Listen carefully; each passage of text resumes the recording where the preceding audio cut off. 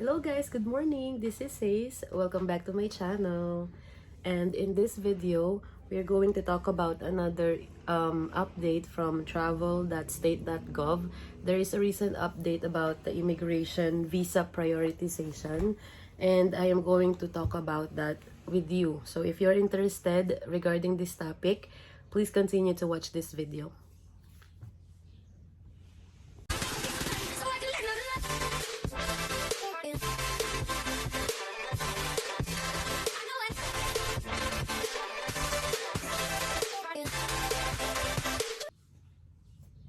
Okay guys, so just recently, it's yesterday, the other day sa atin, and it was today in the US, April 30, okay, that they had their recent update regarding their immigrant visa prioritization. So, they are saying here that they are really committed to sharing the current status of their worldwide visa operations. Okay, so and they also says that as part of their effort, they would like to provide more details regarding how their embassies and consulates are prioritizing immigrant visa application as the department works to reduce a backlog of such applications resulting from travel restrictions and operational constraint caused by the global COVID pandemic. Okay, so the first paramount concern that they have is the health and safety of their personnel, the US citizens that are seeking assistance abroad, and those individuals that are seeking immigration benefits and local population. Okay, so here they are saying that the posts that are processing both immigrant and non-immigrant visas are prioritizing immigrant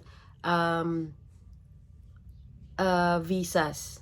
Okay, so they are prioritizing immigrant visas more than the non-immigrant visa services.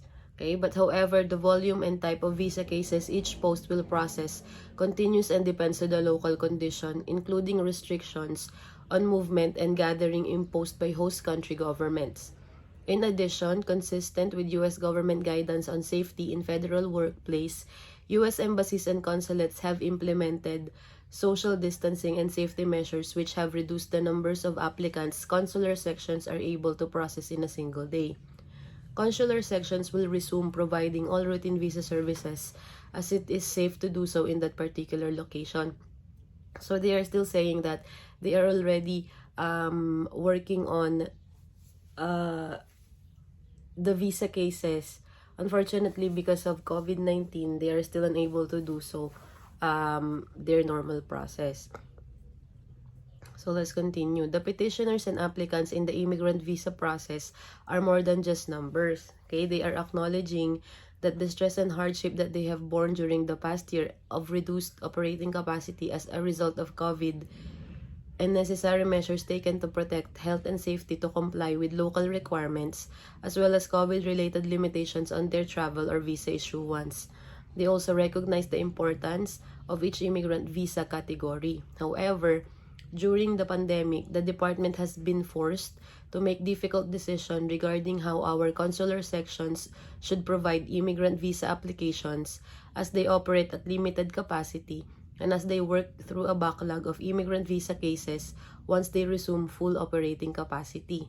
The guiding principle on which we have based immigrant visa prioritization is that family reunification is a clear priority of the U.S. government's immigration policy.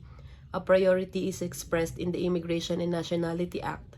Specifically, the department's prioritization relied on clear direction from the Congress that the department must adopt a policy of prioritizing immediate relatives visa applicant and K-1 fiancés of U.S. citizen, followed by family preference immigrant visa applicants.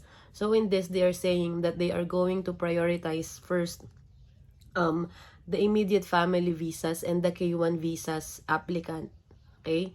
So these are the immediate family and fiancé of the U.S. citizen, and then it will be followed by the family preference visa applicant or those that fall from F2 up to F4. Okay, those categories. So what they do, they are saying that consistent with that objectives, they are going to um, and they are going to create a triage of immigrant visa applications. So they are going to separate the visa application based on the category of immigrant as they are going to resume and expand the processing. Okay? While their consular sections, where possible, are scheduling some appointments within all priority tiers every month. Okay? The following list the main categories of immigrant visas in priority order. So, here they are saying that they prioritized some visa application. So, what they did is they created a triage, or they are going to separate their they're going to separate the visa applications. So the first tier that they created is the tier 1, or the immediate relative inter-country adoption visas, and those that are going to age out cases, and certain special immigrant visas such as the SQNS1 that will be for the Afghan and Iraqi nationals working on the US government. And then their tier 2 is the immediate relative visas, the fiancé visas, and the returning resident visas. Okay, so those are the second most important visas they are going to work on. Okay, and then tier 3 is the family preference immigrant visas, or the F1, F2, F3, and F4. And then tier 4, all the other immigrant visas including employment preference and diversity visas. Okay, so those are the categories that they are going to work on separately. Okay, meaning they are going to first prioritize those that are in tier 1 and tier 2. So probably they are going to have more interview slots for those visas first, the tier 1 and tier 2, and then a few visas for the tier 3 and the tier 4. Again, based on the operating capacity of any US embassy. Okay, they further say here that many embassies and consulates continue to have a significant backlog on all categories of immigrant visas. This prioritization plan instructs posts to maximize their limited resources to accommodate as many immediate relative and fiancé cases as possible, with a goal of, at a minimum, preventing a backlog from growing in these categories and hopefully reducing it. So they are saying that they would like to reduce the backlog on the fiancé and immediate relative categories. So those that parents of US citizen and spouses of US citizen and fiancé visas, and children of US citizen, fiancé of US citizen, and also spouses of US citizen.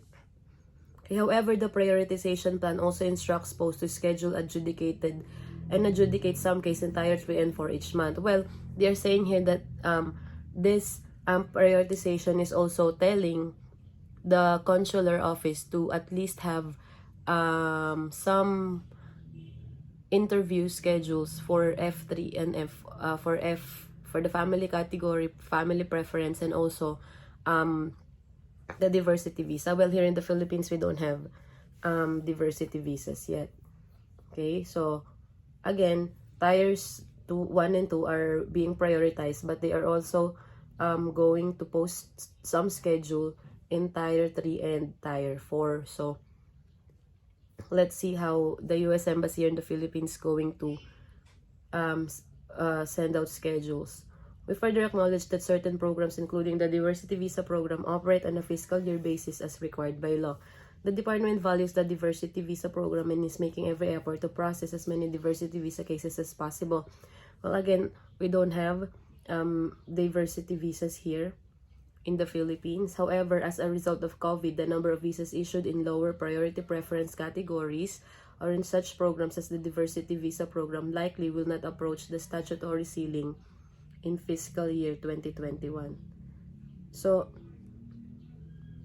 as far as I know, or as far as I understand, this update from travel.state.com or from the NVC, they are saying that they are going to prioritize the immediate family category and the fiancé excuse me, the fiancé um category.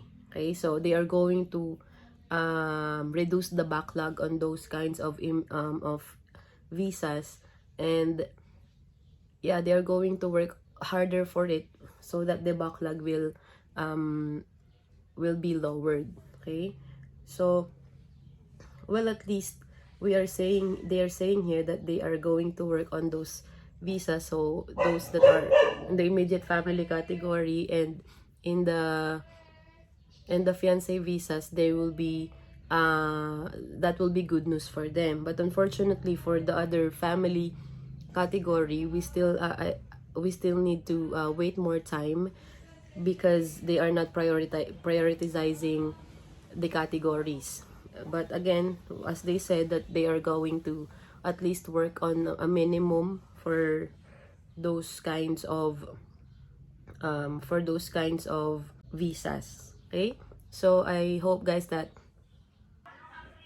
okay, so yun po yung update ni NVC sa atin regarding sa consular interviews. So again, unfortunately, they are not going to prioritize the family preference category, but they assure that they are going to prioritize the immediate relative category in their interviews. But again, it's a great relief that they are gonna work with our issues with our immigration. And another thing is that base sa pagkakaunawa ko doon sa ating binasa is that I believe that they are already working, and especially to those the immediate relative, they are going to